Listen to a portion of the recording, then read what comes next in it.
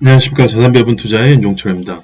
오늘도 블룸버그 리일일드 매주 금요일 날 방송하는 방송 요약 및 해설해드리고 제 의견 개진하겠습니다.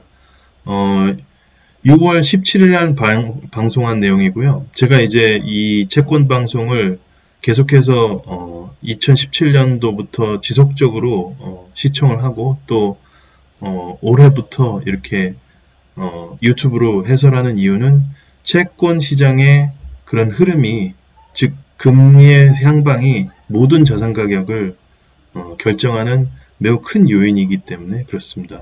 전부는 아니지만 부동산이나 주식의 그런 가격의 흐름을 결정하는 매우 중요한 인자이기 때문에 이 방송을 하게 되었습니다. 그래서 좀 도움이 됐으면 합니다.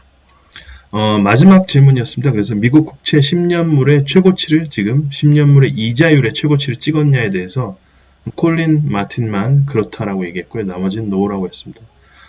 바클레이와 슈왑의 그 채권 담당하신 분이고요. 그 다음에 비앙코 리서치의 경제학자시죠. 그 다음에 하이힐드 스프레드가 먼저 600을 찍을 것인지 400을 찍을 것인지, 그래서 다 하이힐드 스프레드가 600을 먼저 찍을 것이다. 채권 가격의 하락이, 하이힐드 채권의 가격의 하락이 상승보다 먼저 있을 것이다. 즉 하이힐드를 더 살 기회가 나중에 있을 것이라고 이제 보시는 분들이고요. 결국에 연준의 정책 금리는 연말에 다 3%대로 올라올 것으로 예상했습니다. 몇 가지 이제 중요한 얘기가 있었는데요. 결국에 리세션이 올 것이냐, 그 다음에 성장과 물가 안정의 이 충돌적 상황, 그 다음에 그 채권 시장의 수요가 탄탄하다는 이유로 이제 아시아의 보험사가 지난주 6월 16일 날 상당량을 매수했다는 얘기를 했는데요. 요거에 대한 디테일이 있었고요. 그 다음에 향후 여름 시즌까지 변동성이 더 늘어날 수밖에 없는 이유에 대해서 이제 얘기를 했습니다. 그래서 지금 연준에서 발표한 것을 보면 물가는 잡혀가면서 PC 인플레이션이 2024년 2.2%에 도달하면서 실업률은 4.1%에 그치는 그런 매우 아직도 우량한 이런 전망치를 내놨는데요. 여기에 대해서 이제 시장이 이 도트 플로트하고 의견을 같이 하지 않는 것은, 시장은 결국에는 올해 3% 이상으로 넘어가서 내년에는 결국에는 그만큼 금리를 올리지 못하고 이렇게 된다는 그런 시장의 선물 시장의 이제 움직임이 이렇고요. 그 다음에 지금 의견이 나오는 거는 뒤에 말씀드리겠지만은 4.1%로만 실업률이 올라가는 것은 좀 너무 시장을 낙관적으로 보는 거 아니냐, 이 얘기가 많았습니다. 그래서 금주의 교훈이 뭐냐에 대한 질문이었고요. 결국에는 위험이 증폭하고 있다.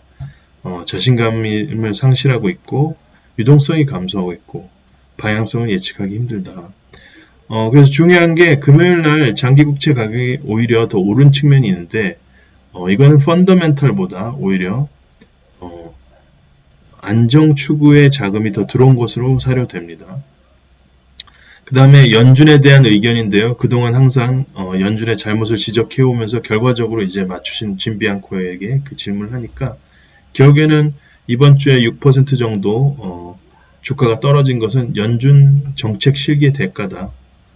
특히 또 오늘 6월 17일이죠. 파웰이 정확히 2%의 물가를 안정시키겠다는 그런 말은 리세션을 일으켜서 물가를 안정시키기로 확언을 한 것이나 다름없다. 요거 말고 대안이 없고 이제 그 얘기를 했습니다. 그래서 TIAA라고 선생님들의 연금 펀드인데요. 한 줄 평이 불가능한 시나리오를 쫓는 연준이라는 거죠. 4.1%의 그런 실업률은 너무 낮다는 거죠. 레리 서머스도 6% 정도까지는 이제 올라가지 않겠냐, 물가를 확실하게 잡으려면 2024년에는 실업률이 얘기를 하셨고요. 여기에 대해서 이제 물어봤습니다. 물가를 확실히 잡겠다는 것은 리세션으로 가겠다는 그런 커미트먼트다. 여기에 대한 그 짐 비앙코의 의견에 대해서 이제 콜린 마틴에게 물어보니까 문제는 지금 인플레이션 피크를 아직 못 봤다는 거고 결국에는 추가적인 기축과 성장의 둔화로 갈 수밖에 없다. 얘기를 했습니다. 부연해서 얘기하자면은 지금의 문제는 2019년도에 이제 다시 보험적으로 금리를 인하했던 그런 상황하고 지금 경제가 많이 다르다는 얘기입니다. 그래서 더트 플러트의 비현실성, 최종 실업률이 4.1%로 이제 가능하다는 이 비현실성에 대해서 지적하는 수많은 대가들이 있었거든요. 이제 레리 서머스, 그 다음에 슈왑스의 이제 이분의 선임인데 aspirational이라는 말씀하셨고요. fantasyland라는 표현까지 하면서 아직도 연준이 좀 균형 있는 예측치를 못 내놓는다는 거죠. 왜냐하면 트레이드오프니까요. 물가를 잡으면 실업률은 더 올라가야 되는 거고 성장률은 더 깎아야 되는 건데 성장과 그 다음에 물가 안정을 동시에 이룰 수 있다는 이런 아직도 좀 현실 파악이 못한 거 아니냐 이 얘기를 이제 했고요. 결국에는 물가 목표를 달성하기 위해서는 더 높은 실업률이 올 수밖에 없다는 그런 얘기에 이제 동의를 했고 그 근거로는 지금 anecdotal evidence라고 해서 통계적으로 나온 건 아니지만 헤드라인이나 아니면 트위터나 이런 데 수없이 나오는 그 해고의 증가 그리고 고용 동결 이런 걸 봤을 때 이제 어느 정도 버퍼로 우리가 jolts라고 해서 기업의 구인 숫자를 보면은 상당히 많으니까 아주 괜찮다고 생각하지만 한순간에 사라진다는 것이죠. 경기가 꺾이면. 그래서 이렇게 실업률을 갖다가 너무 낮게 전망하면서 금리는 확실히 잡는다는 게 금리가 아니고 물가는 확실히 잡는다는 게 이게 좀 서로가 상충한다는 얘기입니다.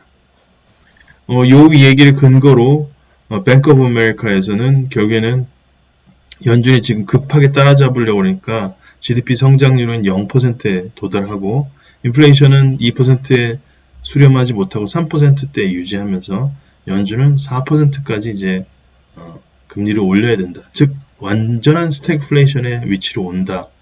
이렇게 이제 얘기를 한 거죠. 그래서 이런 비관적 전망에 대해서 아주 명확한 말씀을 메간 그레이퍼께서 해주셨습니다. 결국에는 외부 요인의 도움 없이 인플레이션을 지금 연준이 얘기하는 목표치에 안정시키는 것은 불가능하다. 즉 유가 그리고 중국의 락다운 문제, 전쟁의 문제 이런 부분이 해결이 돼야지 이제 물가를 하락시키면서 성장도 유지시킬 수 있다라는 얘기죠. 그래서 연초부터 수없이 이제 금리를 2번 올린다, 3번 올린다, 7번 올린다 그러다가 이제 3%까지 연말에는 간단히 컨센서스가 이제 오기까지 너무나도 변동성이 많았고 그런데 거기다 추가적으로 연준 의장이 유업 미시건의 그런 지표를 지금 언급을 하는 바람에 변동성이 더 커진 거냐 아니냐 이 말씀을 하셨어요. 그래서 결국에는 물가의 피크에 대한 불확실성과 또 데이터에 의존하겠다는 이 데이터 디펜던트 한다는 그 불확실성 그리고 연준 정책 신뢰에 대한 불확실성 이 세 가지를 통해서 불확실성이 확실히 증폭될 것이다 예상을 하셨고요. 시티그룹도 변동성이 지속될 걸로 봤고 매월 인플레이션 데이터의 시장 휘청일 거라고 이제 봤던 거죠. 그럼 대체 언제 물가에 대한 방향성이 좀 정해지느냐 이 질문을 하니까요. 지금 문제다. 지금 클리블랜드 인플레이션 나우캐스트 들어가 보면 여기 있죠. 이게 month over month로 월간으로 지금 1%의 물가 상승률이 아직도 일어난다는 걸 이제 보여주고 있고요. 그 다음에 아틀란타 GDP for Nowcast는 이제 사회자가 얘기했습니다. 그건 지금 0%로 지금 가고 있는데 지금 성장하고 물가가 이렇게 충돌하는 지금 상황에서 대체 어떻게 되느냐 방향성이 물어보니까 엘 에리안의 그 얘기를 인용을 하셨습니다. 이날 이제 더 일찍 나오신 분인데요. 연준은 세 가지 옵션이 있다. 첫째, 물가를 확실하게 잡는다. 둘째, 그걸 포기하고 성장을 유지한다. 셋째, 오락가락한다. 세 번째를 할 걸로 예상해서 걱정이 크다 이 얘기를 했습니다. 여름에는 확실히 불확실성이 더 증대되고 물가의 하향 트렌드를 보기 위해서는 시간이 더 필요하겠다 이 얘기를 했습니다. 결국엔 불확실성이 키워드였고요. 그래서 비슈와나스에게 이제 물어봤습니다. 그러면 앞으로의 전망 물어보니까 결국엔 크레딧 디폴트가 생길 것이다. 부도기업이 나올 것이지만 아주 대량으로 나오지는 않을 것이다. 그리고 그런 이유 때문에 IG를 하이힐드보다 선호하고 하이힐드를 레버리지 론보다 선호하다는 거죠. 변동금리 상품은 안 된다 이 얘기입니다. 자, 그럼 하나라도 좋은 소식이 있냐 얘기를 하니까 채권 시장이 탄탄한 수요가 있고 그리고 금리가 지금 불안정하기 때문에 발행을 해서 조달하려는 사람도 적다는 거죠. 그래서 지금 채권의 공급도 평소보다 10% 적다. 그 다음에 매우 중요한 얘기를 했는데요. 채권 시장의 만기 구조가 굉장히 좋다는 겁니다. 대차 대조표만 기업들이 좋은 게 아니고 자금을 갚아야 되는 만기일이 85%의 인베스트먼트 그레이드는 2024년 이후고 하이힐드 같은 경우는 오직 6%만이 올해하고 내년까지 만기다. 그러니까 터지려면 요 수준에서 이 안에서 터질 수 있다는 얘기죠. 그 다음에 수요에 대한 얘기를 했는데 아시아에 소위 얘기해서 왔다 갔다 하는 자금이 아니고 장기 자금, 수면 나라의 dormant한 인베스터들이 6월 16일 날 상당량을 매수를 했다는 겁니다. 그래서 이들이 듀레이션과 이일드를 사냥했다. 즉 이들은 이제 보험사들은 한 30년을 보기 때문에 인베스트먼트 그레이드 투자 적격 등급이 이자로 5% 주고 하이힐드가 8.5% 주면은 할만하다는 거죠. 이들은 특징이 있는데 현금을 상당히 보유해서 포지션이 지금 좋은 상태에서 싱글 A 이상을 지금 선호한다. 그래서 그냥 뇌피셜이지만 삼성생명이나 아니면은 이런 자금일 수 있다고 봅니다. 그래서 이들이 이미 미리 미국의 단기채 위주로 포트를 꾸려가지고 계속해서 금리 인상에 대비하다가 이번에는 좋다. 이 정도 금리면은 이 자금으로 장기채를 사자 했을 가능성이 저는 있다고 봅니다. 실제로 저도 이제 이렇게 진행을 했거든요. 단기채로 계속 운영했던 거의 현금성 자금을 갖다가 이번에 약간씩 분할 매수를 더 했습니다. 채권을. 자, 그러면은 하이힐드에 대해서는 이제 보수적으로 본다는 얘기를 했습니다. 조금 더 이분보다는 더 보수적으로 본 거죠. IG는 괜찮다. 지금까지 IG 가격이 떨어진 거는 결국에는 만기 리스크 때문에 떨어진 거고요. 뱅크론 변동금리는 안 좋다. 근데 뱅크론, 즉 레버리지 론에 문제가 생기면 그게 항상 하이힐드로 확산을 해오니까 2019년도 말에도 그랬죠. 그런 것 때문에 하이힐드는 보수적으로 보고 아직 매수의 기회가 앞으로 더 남아있다고 이제 보시는 거죠. 이제 이 집은 진비앙코가 얘기했습니다. 결국에는 지금 수익률을 보면 하이힐드가 오히려 IG부터 낫다는 겁니다. 토탈 리턴으로 보면 가격 캐피털 게인 혹은 로스하고 그 다음에 일드 포함시키는 거죠.